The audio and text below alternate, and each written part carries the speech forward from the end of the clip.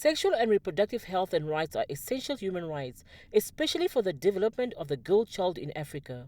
However, underfunding and structural barriers prevent this from being achieved, further delaying poverty eradication efforts.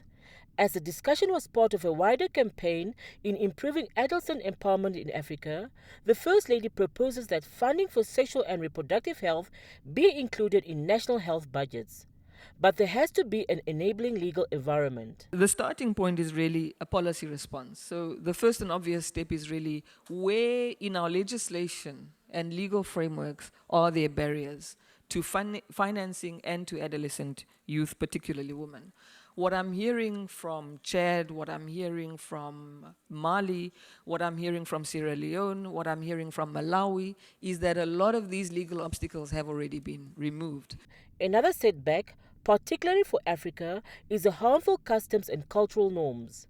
These are mostly evident as displayed in the weakening social fabric between children from rural environment and urban area counterparts. Hence the need for some of the customs to be reviewed alongside behavior change. In most of the countries, first sexual encounters is a force. 40% for the girls.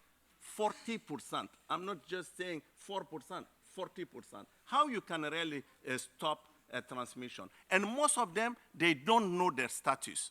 The same is true in Namibia. I don't think we have a great legislative framework. It's not problematic at all.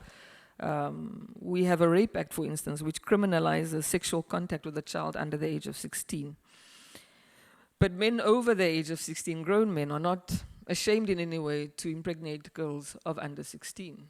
They don't even really regard it as rape. We have young girls under the age of 16 who are happily and consensually having sex. And we can be cross with them and wonder why are children having sex so early. But that is the reality. The United States President's Emergency Plan for AIDS Relief, PEPFAR, has been instrumental in availing resources for sexual reproductive health programs, especially in developing countries.